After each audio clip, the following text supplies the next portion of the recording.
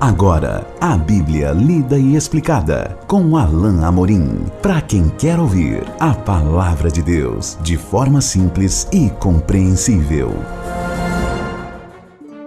Olá, querido ouvinte, querida ouvinte. Nós estamos de volta com o programa A Bíblia Lida e Explicada. Eu sou o pastor Alain Amorim. Nós vamos retomar o nosso estudo hoje, começando um novo capítulo no Evangelho de Mateus.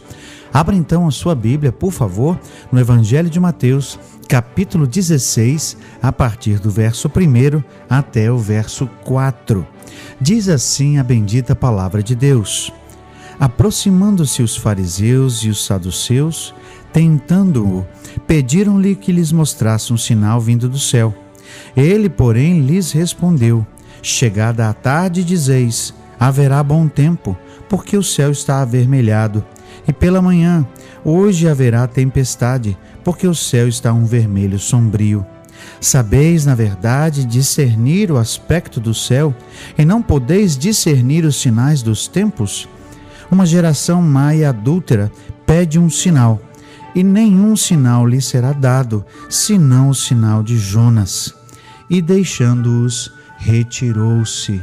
Jesus já estava há bastante tempo no seu ministério, caminhando, levando a sua mensagem a várias localidades, em várias vilas, e à medida em que ele pregava o Evangelho, à medida em que ele curava pessoas e trabalhava para divulgar a sua mensagem de restauração, de vinda do reino, crescia, na verdade, a oposição ao seu ensino.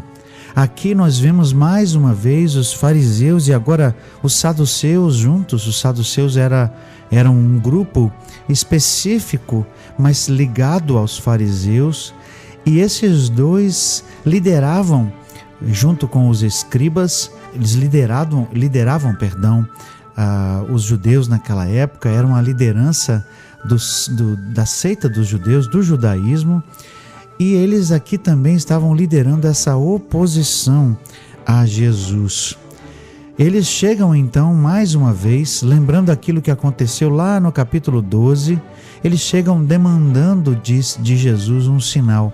Aqui Mateus registra um sinal vindo do céu, como se eles buscassem uma espécie de sinal definitivo com o qual eles pudessem identificar ou a origem de Jesus, ou a autenticar de alguma maneira a sua mensagem, de uma maneira aqui, como nós podemos ver, de uma maneira humana, um sinal que fosse específico para eles.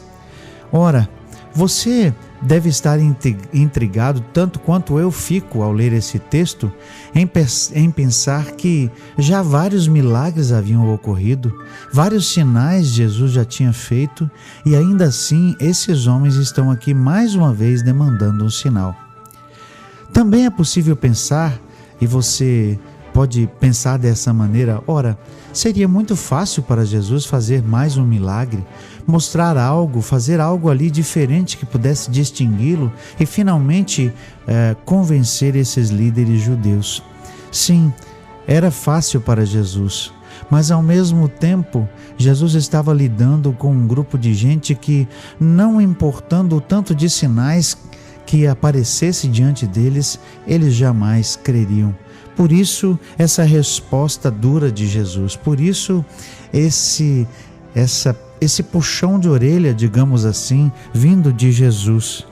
Eles vêm então, o texto nos diz, se aproximam, pedem um sinal, mas Jesus responde comparando o que era possível verificar naquele tempo, até mesmo com a observação do céu, e comparando com o sinal dos tempos. Ora, qualquer pessoa até hoje consegue observar o céu e, de uma certa maneira, conseguir prever se haverá chuva ou não. É muito fácil.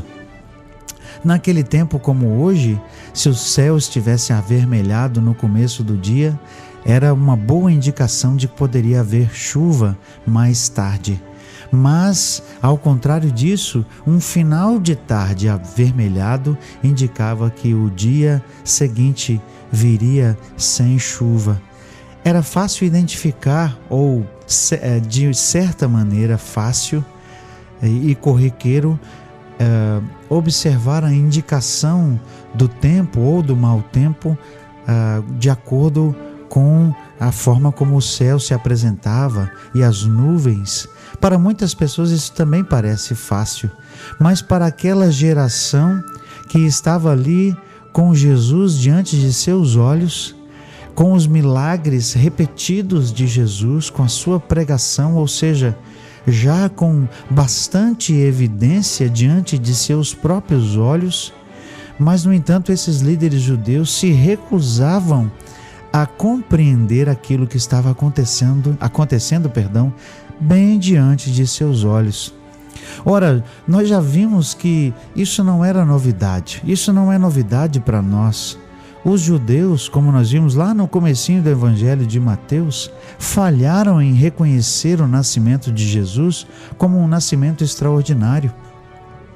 Eles indicaram para Herodes onde o Messias nasceria, mas falharam em conferir se era realmente o Messias que poderia ter nascido. Os sinais, os milagres que Jesus estava realizando, as curas, os exorcismos, o anúncio do Evangelho, o anúncio do reino que estava chegando, ou melhor, que havia chegado com Jesus, estava sendo completamente e absurdamente ignorado por esses líderes judeus. Então, meu querido ouvinte, minha querida ouvinte, Jesus até poderia fazer outro sinal ali específico, mas isso não adiantaria. A questão não era um milagre, a questão não era um sinal, não era mais algo ou um milagre a mais que Jesus poderia fazer, porque a questão do milagre para Jesus era que o milagre era apenas um meio. O milagre não era o propósito de Jesus. A intenção de Jesus não era realizar milagres, porque se fosse, certamente Jesus teria feito mais uma aqui. E a questão não era o milagre em si, mas o que os milagres apontavam e a realidade que era inegável para todos, mas que os judeus negavam continuadamente e se recusavam a crer. A realidade de que Jesus era realmente quem ele dizia ser, o Filho de Deus. A realidade de que Jesus era realmente quem ele demonstrava ser e que seu relacionamento com Deus era único e de que o seu poder vinha realmente de Deus. Era isso que os fariseus e saduceus se recusavam a reconhecer. E quantos mais milagres Jesus fizesse, tanto mais a incredulidade desses líderes cresceria. Por isso a resposta de Jesus é categórica. Uma geração má e adúltera, versículo 4 diz, pede um sinal, e nenhum sinal lhe será dado senão o de Jonas. Jesus aqui, como Mateus registra, remete ao que aconteceu anteriormente lá no capítulo 12.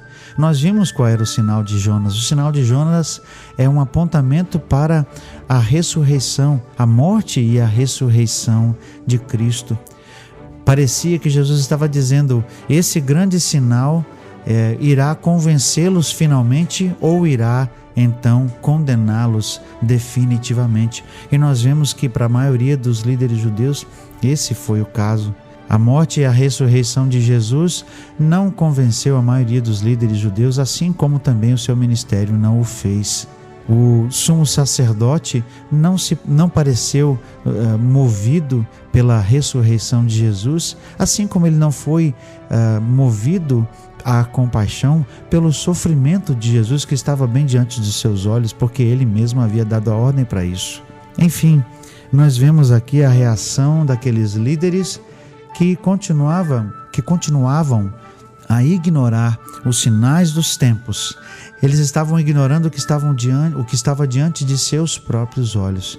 Eles sabiam reconhecer uma simples tempestade, sabiam prever o tempo, mas não sabiam reconhecer o sinal da vinda do Messias, que Deus havia finalmente respondido às orações e estava cumprindo as profecias antigas do tempo dos profetas.